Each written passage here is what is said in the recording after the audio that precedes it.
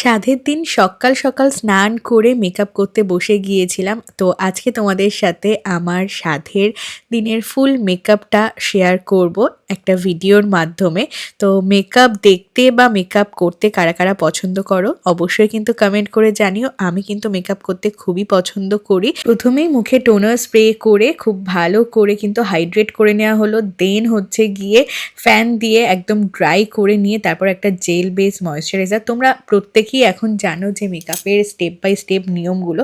আর face wash করে wipe up করে কিন্তু আমি বসেছিলাম, মুখটা একদম ক্লিন ছিল।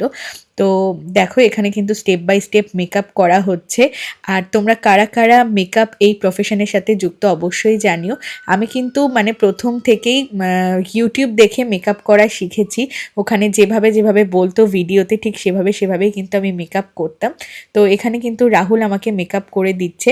আর সত্যি কথা বলতে সাধের দিন প্রচুর ব্যস্ততা, তো চেয়েছিলাম তাড়াতাড়ি করে বসে মেকআপটা তাড়াতাড়ি করে কমপ্লিট করতে, কিন্তু কি বলতো হয় না। একবার এই কাজ, একবার এ আসে সে আসে, অনেক রিচুয়ালসের ব্যাপার থাকে। আর প্রেগনেন্সির টাইমে না এক জায়গায় অনেকক্ষণ ধরে বসে থাকাটাও কষ্টকর, তার মধ্যে এদিকে আবার ভিডিও চলছে, ফটো উঠছে, সব কিছু মিলিয়ে মিশিয়ে। তো আমার যেহেতু একটু ডার্ক সার্কেলের প্রবলেম রয়েছে, আর যেহেতু মেকআপটা খুব সুন্দর গ্লোই দরকার, একদম ফ্ললেস, সেই কারণে কিন্তু কনসিলার দিয়ে দিচ্ছে। সাথে কিন্তু আমি আমার স্বাদের ভিডিওগুলো পোস্ট করেছি আর তোমরা সবাই অনেক অনেক ভালোবাসা দিয়েছো। সত্যি কথা বলতে প্রত্যেকটা মেয়ের জীবনে স্বাদ কিন্তু একটা অনেক স্পেশাল দিন। তো তেমনই কিন্তু আমার জীবনেও আজকের দিনটা ভীষণই স্পেশাল ছিল। তো আজকে তো আমি অনেক দিন পরে ভিডিওটা আপলোড করছি, কারণ বুঝতেই পারছো এই সময় ভিডিও এডিট করা, ভয়েস ওভার দেওয়া, আপলোড করা অনেকটাই সময় সাপেক্ষ ব্যাপার। তো সেই কারণে একটু লেট হয়ে যাচ্ছে জানি। তোমরা যারা আমার ভালোবাসার মানুষ রয়েছে তারা নিশ্চয়ই বুঝবে। আর অবশ্যই ভিডিওগুলোতে লাইক কমেন্ট শেয়ার করবে আর অনেক অনেক আশীর্বাদ করবে। আর এখানে দেখো বিউটি ব্লেন্ডার দিয়ে, মানে যে স্পঞ্জ দিয়ে, ড্যাম স্পঞ্জ দিয়ে কিন্তু ব্লেন্ড করা হচ্ছে। আর প্রচণ্ড ঠান্ডা পড়েছিল 25শে ডিসেম্বরের দিন। সত্যি কথা বলতে মানে ডিসেম্বরের এই লাস্ট কটা দিন যে এত ঠান্ডা পড়েছে, তাড়াহুড়ো ছিল যে ঠাকুরমশাই চলে আসবে, টাইম রয়েছে ওরকম 10:30 থেকে 11:30 মতো, তার মধ্যেই কিন্তু বসতে হবে। আর প্রত্যেকের স্বাদের নিয়ম কিন্তু আলাদা আলাদা হয়, তোমরা নিশ্চয়ই আমার ভিডিওতে দেখেছো। তারপর তো আবার গেস্টরা আসবে, এছাড়া দেখো মাও অনেক কাজে ব্যস্ত, দিদারাও সেই সাথে এসে গিয়েছিল। এই যে পুরো ভিডিওটা দেখছো, এর মাঝে যে আমি আরও অনেকবার উঠেছিলাম, যে দিদারা এসেছে, সব কিছু নিয়ে সবাই আসছে, সেগুলো একটু দেখাশোনা করতে হচ্ছে। তো এইসব ব্যস্ততার কারণের জন্য কিন্তু আমরা রান্না বান্নাটা আর বাড়িতে ঝামেলা রাখিনি, মানে গেস্টদের জন্য সমস্ত কিছুটাই ক্যাটারিং ব্যবস্থা করেছিলাম। কারণ আমরা দুজন মানুষ, যেহেতু শ্বশুরমশাই শাশুড়িমা আসতে পারেনি, তারা আসলেও কিন্তু অনেকটা দায়িত্ব নিতে পারতো, কারণ বাড়ির অনুষ্ঠান বলে কথা।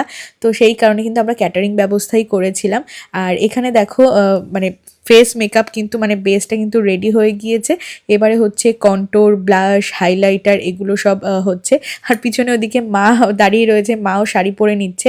তো মা এখন সকালের টাইমে একটা তাঁতের শাড়ি পরেছে, আর পরে তো ভালো একটা শাড়ি পরেছে, তোমরা তো ভিডিওতে অবশ্যই দেখেছো। আর কারা কারা আমাদের স্বাদের ভিডিওগুলো দেখেছো অবশ্যই কিন্তু কমেন্ট করে জানিও। আর যারা এখনও দেখোনি তারা ঝটপট করে গিয়ে দেখে নাও আমার স্বাদের ভিডিওগুলো, অবশ্যই কিন্তু তোমাদের অনেক ভালো লাগবে। তো এখানে দেখো একদম ফাস্ট করে আমি ওকে বলছিলাম তাড়াতাড়ি করে দে, যা হোক করে আমি শাড়ি পরে রেডি হয়ে ঠাকুরমশাইয়ের কাছে ওই রিচুয়ালসগুলো কমপ্লিট করে নিই, দেন হচ্ছে আবার ভালো করে শাড়ি পরবো। কারণ হচ্ছে আমি যদি এখন হেয়ার স্টাইল করতে যাই, শাড়ি আট পরে করে পরতে যাই, গয়নাগাটি পরতে যাই, অনেক লেট হয়ে যাবে।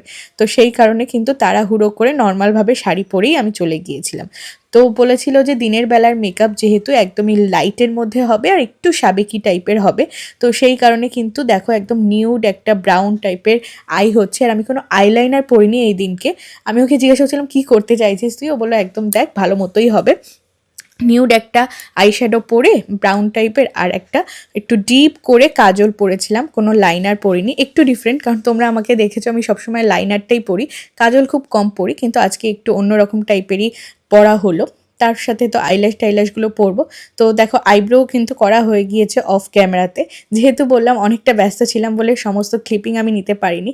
আর আস্তে আস্তে কিন্তু সবাই চলে আসে, এই দেখো আমার ঠাম্মিও চলে এসেছে, ওইদিকে দিদাও চলে এসেছে, সবার সাথে কথাবার্তা বলছিলাম। সবাই কিন্তু আজকের দিনটার জন্য খুব ওয়েট করছিল।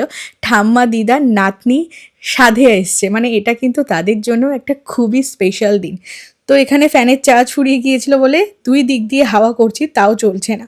তো ফাইনাল কিন্তু মেকআপ কমপ্লিট। দেখো আইল্যাশ পরা হয়ে গিয়েছে, টিপ পরা হয়ে গিয়েছে, লিপস্টিক পরা হয়ে গিয়েছে। লাস্টে একটু হাইলাইটার দিয়ে ফিনিশিংটা করছে যাতে আরও সুন্দর একটা গ্লো এফেক্ট বজায় থাকে।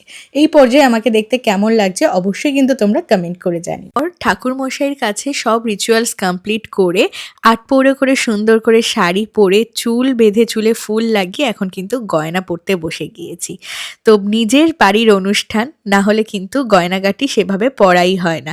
তো খুব ইচ্ছা ছিল সুন্দর করে গয়না পরে কিন্তু সাজবো, কারণ এর আগে নিজের বিয়েতে বিবাহবার্ষিকীতে ঠিক এরকমভাবেই গয়না পরে সেজেছিলাম।